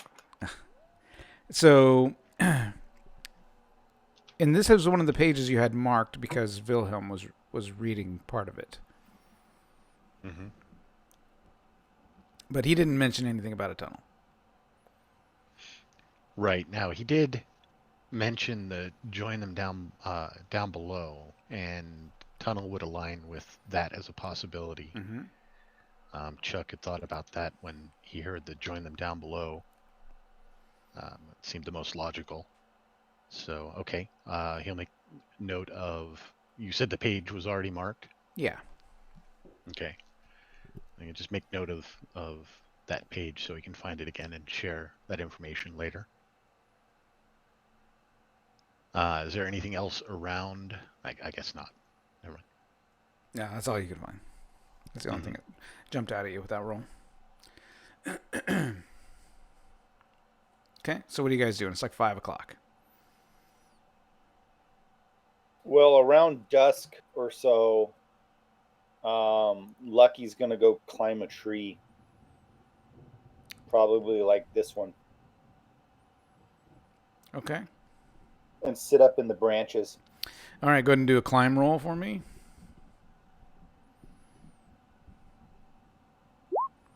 Wow, you go up there like a monkey. You're just like... Okay.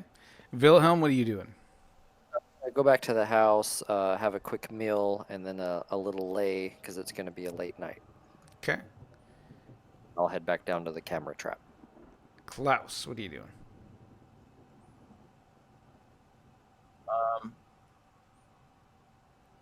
I guess I will eat some dinner and then come back out to my spot. Okay. It's 6:30. Yeah, I'm gonna come and sit behind this wall in this tree. Okay. Gets a little drizzly. Gets a little drizzly. Clouds are coming in. I got my The wind's blowing. I have like a little sheepskin I keep over my little camera tripod to protect the camera. Okay. It's drizzling. Barely popping up over the wall, and I just sit behind the wall next to it. Okay. Eating an apple. All right. Chuck, what are you doing? If this is post dinner, he'd be sitting sentry in the office, in the library. The study. Okay. All right. A shaded lamp. Okay. Yeah, so it's the sun is going down. It's getting colder now that the sun's down. It's windy. The wind's got a bite to it. It's a little drizzly, but it's not like pouring down rain. You know what? I think right after dinner, Chuck would probably take a step outside. He smokes a pipe. It's a small bore pipe with a straight stem. Okay. And he packs that with some pipe tobacco and smokes that and does a walk around the house. And going to take, again, a look for anything standing out as unusual. Okay. It's 7 o'clock at night. You know, don't really spot anything. Okay. And then he'd find his way back in, freshen up his drink, and go into the study. Okay. 8 o'clock. Wilhelm knocks over his lamp. Shit. Makes a loud noise. Look at what you made me do.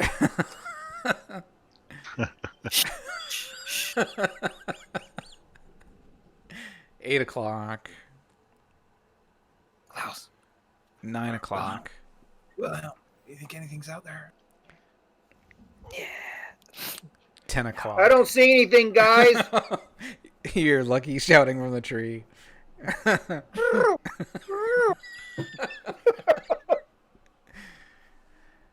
Sometime after midnight now. Everyone Around 10:30, 11, Chuck turns off the light, so he's just sitting in the dark. Okay.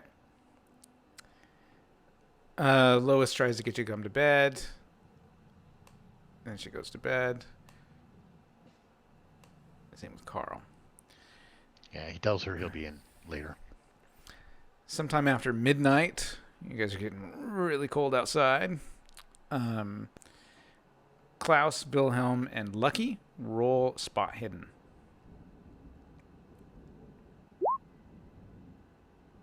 All right. All of you notice the door on this tomb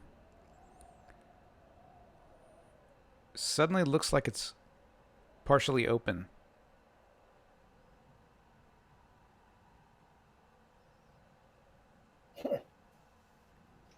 Flash, camera picture. Klaus, are you seeing what I am seeing? Du Du hast wegen. Dear Lord.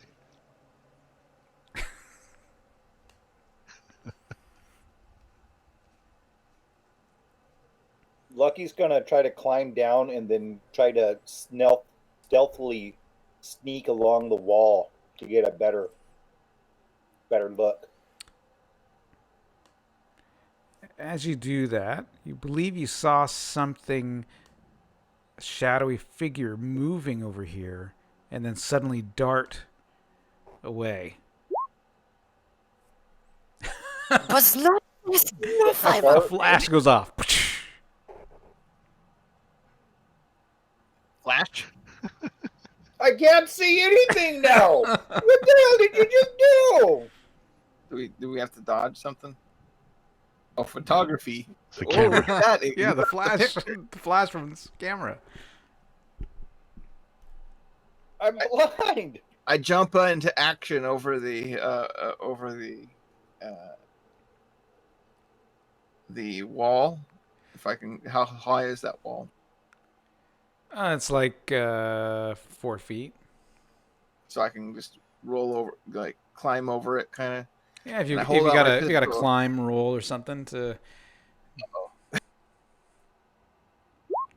Yeah, you try to climb over it. You catch your foot. You roll. You land on the ground over here on your side. I try to get up. Hold. What was that? Hold, Robert.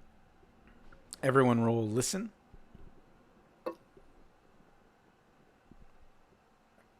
Me too. Klaus, Wilhelm, and Lucky. All right. Wilhelm.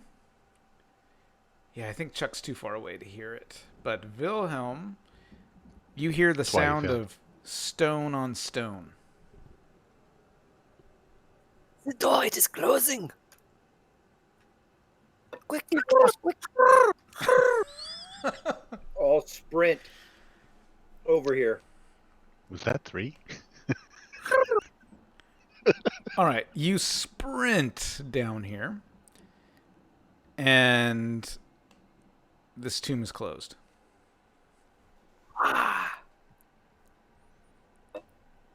Klaus, this is the one right here. This is the one. Right here. This is the one. Hold my pistol out, shaking. Where? What do we got? Wilhelm, bring your lamp. I grabbed the film and the lamp, run down there. Verum. Okay. Chuck, you hear all these guys shouting. They're pretty loud. You just hear all this shouting. Wilhelm. He'll hop out and start running out. Okay. Oh, Chuck, did you not hear the whistles or tweets? I think it's a new thing called the Twitter. Wah, wah, wah.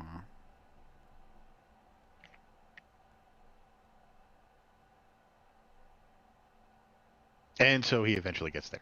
Okay.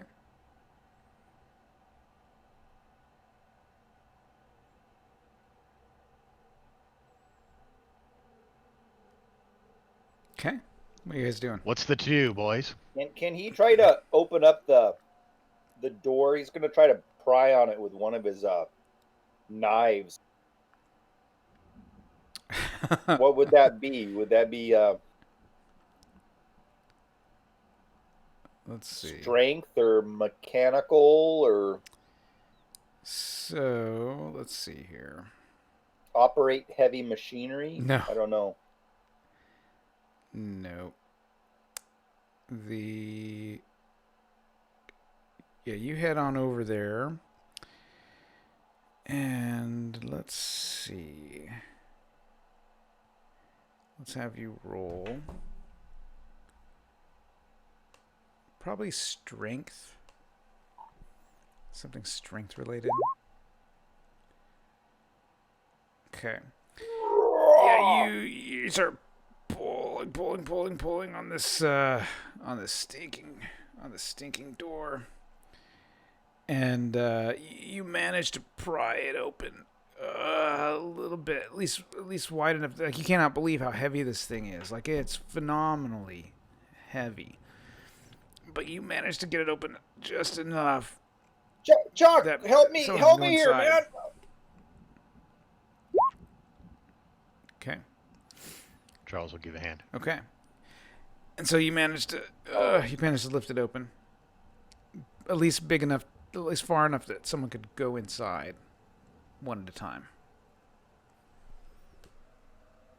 Wilhelm, you have the light? Charles will brace it. Okay. I'll duck in. Yeah, I duck in with the lantern. I also dug in. All right. There are some steps in the back of this tomb heading down.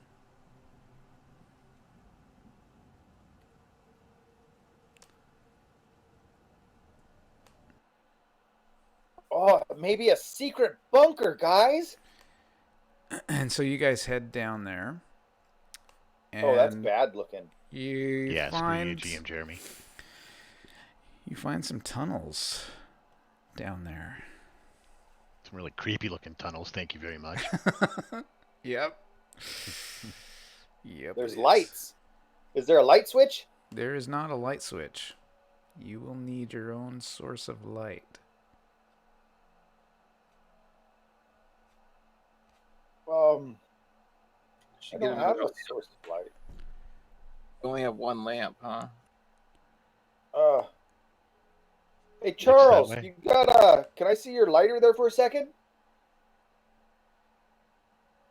Hand the lighter over. I'll flip it and light it, and then just start walking off with it and walking down the corridor. I was thinking it's probably actually matches. Oh, my pistol matches out. Yeah, for a pipe. Oh, probably. I'll bring my flashlight. Are there flashlights in 1920? Are there old school ones? Are these like electric lights? Are they on? No, there's no lights. No, they're not on. I'll look for a light switch. There's no light switch. Like bodies. There's no bodies. Okay, gentlemen, from here it gets real. I pull up my pants a little bit, tighten my belt, grab up the lantern, hold it up in front of me bravely, and walk into the black. I'll follow him, ready, shaking hands. Okay. I'll pull out a knife. The truth must come out here. Come, comrades. Go along the edge of the wall.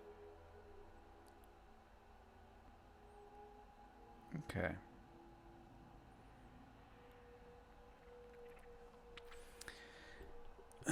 Okay. So you start following down through these tunnels. Just a little bit. It just goes in a little ways, and then there's another door there.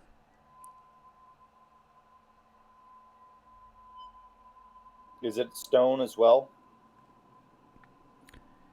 Yeah. Steel. We'll say it's steel. Steel door. Stone, or it looks like water, kind of. Mm-hmm. So you'll have to open up this door to continue on. I will try listening to the door first, Okay. if I could. We'll listen. We're good. Quiet. We're good.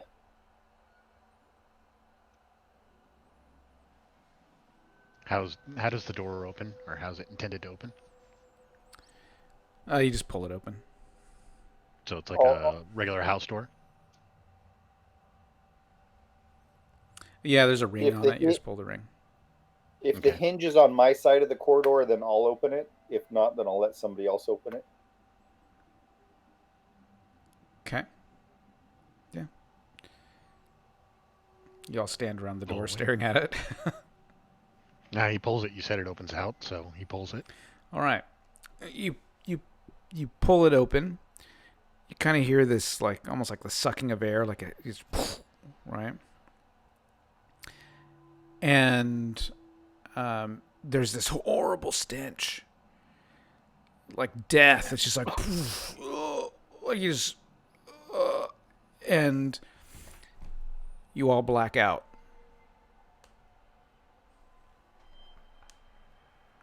Well, okay then. It's not a good way to start. Like we pass out, or the lights go out? No, like you inhaled this stale death like smell after opening this doorway, and it just poof, and you just fall. You start stumbling a little bit. You lean against the wall. You slide down, and you're like, your eyes getting blurry, and you just black out.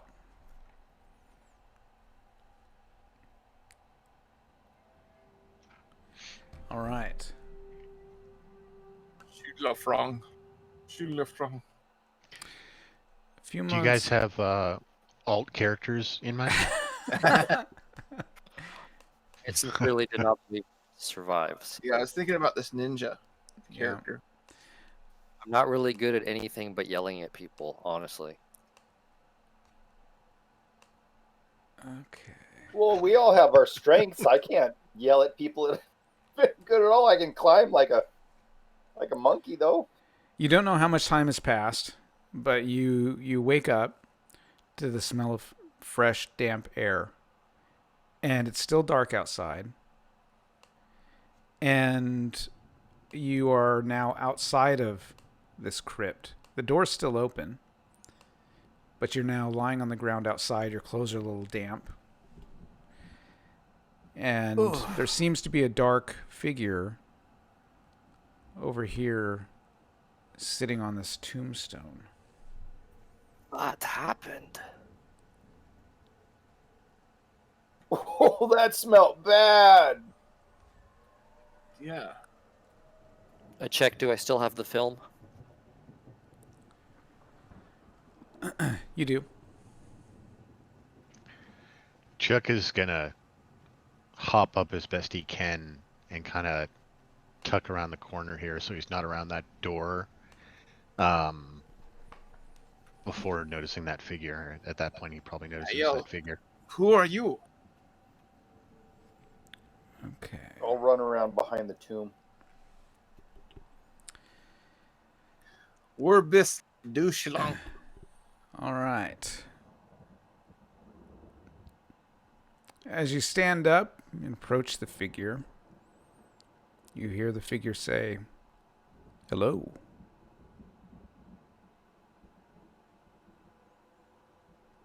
Is it like just dark? Yeah, Hello, it's covered in shadow. Can you? Wilhelm has his little lantern that's still lit, and I hold it up. Reveal your face, good sir. oh man. All right. You guys see what looks like. Come on.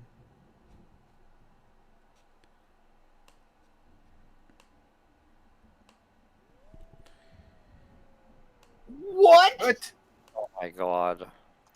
Yes. So you see this creature, but this creature is, well, I guess obviously changed the last name, but anyway, this creature is wearing clothes though, unlike the one in this picture, and he kind of hisses when the light shines on him. Get that away! Everyone needs to make a sanity roll.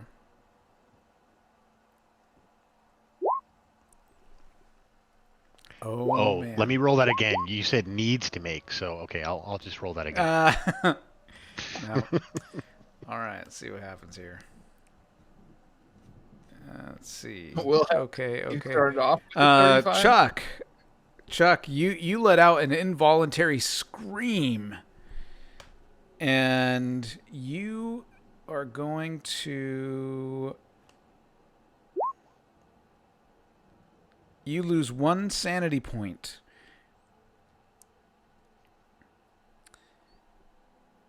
as you guys realize you are staring at some sort of ghoulish creature that is speaking to you. What are you? I'm Douglas. Douglas Mayer. You're the guy that owns the house? I did own this house. What happened to you?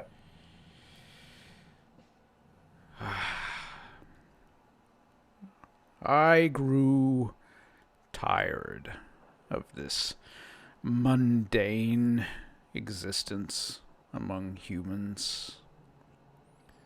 The only thing I wanted from life, really, was to be left alone, able to read whenever I liked. But other people, and he nods to you, humans, kept making demands of me. Humans? I have found that living as a ghoul, life has gotten significantly better. I don't need money. I don't have to dress for dinner. I don't have to meet people, well, except at mealtimes. I can read whenever I want, day or night. But unfortunately, the other ghouls are shutting down this entrance. The ghouls? Yes. There's more of you? Yes. I'm afraid that I only had one more night tonight to get any more of my books before I leave for good. The black mark appeared. The black mark appeared in our tomb. And now we must go. There is so much to see and experience in the world below, and I'm actually planning on writing my own book about my experiences. I just ask, and he lifts his hand, I just ask that you not reveal to my nephew that I am still alive, in a manner of speaking. I hope you understand.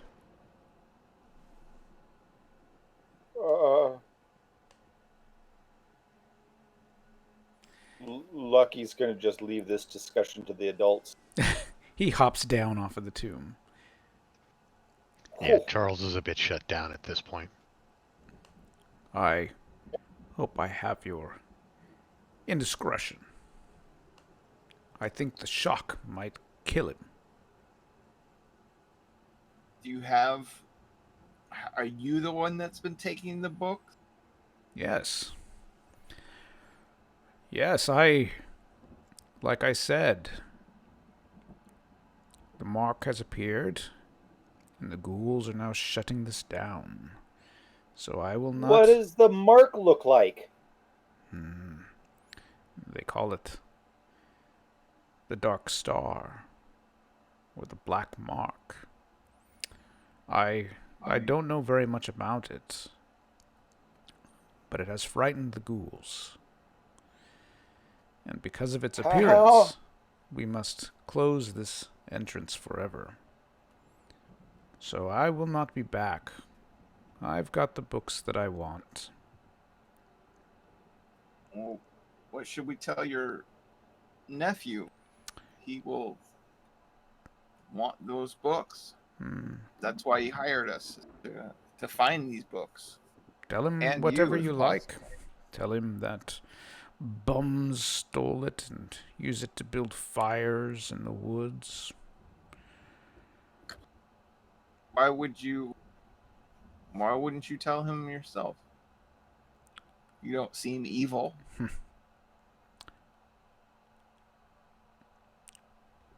The ghouls keep to the darkness. Sight of us has put many a man into the asylum. I don't wish that on my nephew. What do you say, Wilhelm? I'm willing to let this go.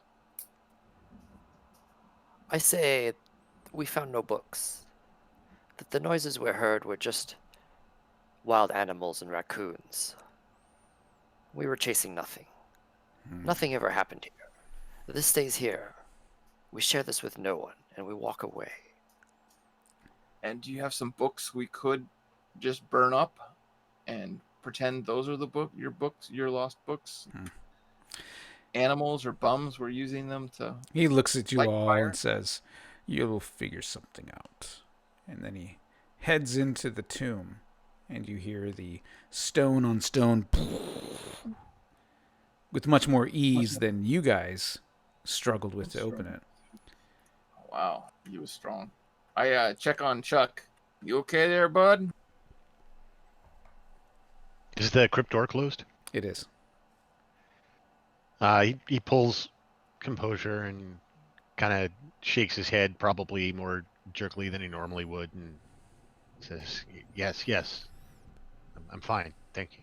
I don't believe any of that. That guy must have.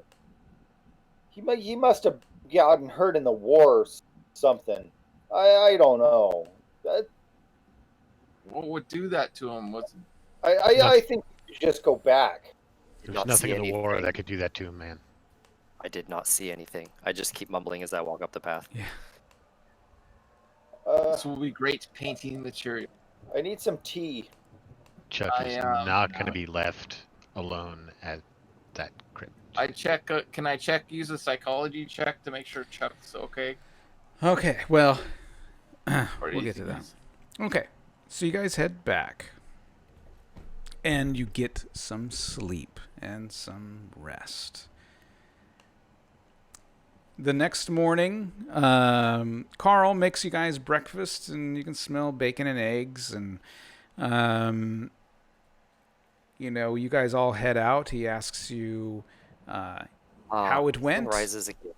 Because I know you guys were out late last night. How did it go? Did you solve the mystery? One sec. Before breakfast, Chuck would like to pop into the study and see how many more books are missing. Yeah, you take a look around. It looks like maybe 3 more books have gone. Okay. Not even ask what they are, because I probably wouldn't know, so... What was our cover story? There were some homeless people using them for firewood. We just simply found no books. There were no books. Our hunches proved wrong. No clues, nothing to go on. Well, then we have to keep looking for this stuff, right? A thief passed in the night and plucked the books and made their getaway. Through the windows. Obviously. That is what I thought. I should have known better, he says. You need to lock up those windows. Yes, I will get better locks. Thank you, my friends. And he pays you all $10 for carrying out the job. Now, Chuck, you went temporarily insane, so you gain 5 percentile points in the Cthulhu Mythos skill. Okay. So on your character sheet, you get to add 5% to Cthulhu Mythos. How do you add $10? Edit mode. Yeah, you might have to go into edit mode.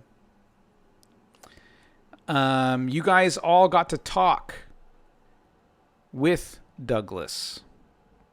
Okay? So that means anyone who lost sanity can gain 1 sanity point back from the knowledge that there is one ghoul who is not planning to come back. So that restores your sanity, knowing that he was locking up and never coming back. That gate was closing down. And that your friend Carl can sleep soundly again without fear of any further burglaries. Silently by myself, I developed the film. Yeah, we'll deal with that back in Berlin. Let's see. You guys paid your $10. Yeah, you might have to edit the character sheet. And let's go to. Now, this was just a kind of a quick, almost really an introductory adventure here to kind of get you guys into this a little bit. But so now we need to. At the end of the scenario, we are now going to roll for skill increases. So each player is going to roll the percentile dice for their skills against any skills that were checked. So this is only skills that were rolled and were used successfully. So if you failed, you don't get to improve, I guess. I was really hoping that we could do it, but that's okay. So if you were successful in the check, then you get to roll that skill check right now. And if you roll over your skill, which would be a failure, because it's harder to get that, right? If you roll over your skill, then you get to improve it. Okay? So who wants to try this first? So we effectively want to fail. Exactly. So if you're going to click on there, it's going to come up as failure. So awesome. So Wilhelm, you get to add 9% to your photography skill. Wow, that's cool. Nice. Yep. Ooh, we got a dodge. You get to add 2.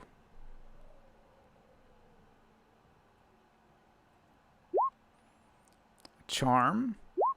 You get to add 8 to your charm. All right, we got a listen skill. Get to add 2.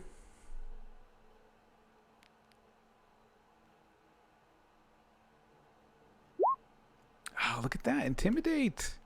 You get to add 3. No improvement on the spot hidden. Ooh, your spot hidden, you get to add 5. I'm really amazed that there have been so many fails. I know. You get to add 1 to charm. Especially that one. Yeah. Holy shit. No kidding. Yeah, you get to add 1 to it. All right, the climb, you get to add 10 points to climb. The charm, no gain there. Pretty lucky there. Yeah. Pretty lucky. What else did I have? Spot hidden. Yeah, no improvement on spot hidden, no improvement on psychology. Anyone else? My spot hidden. You get to add 8.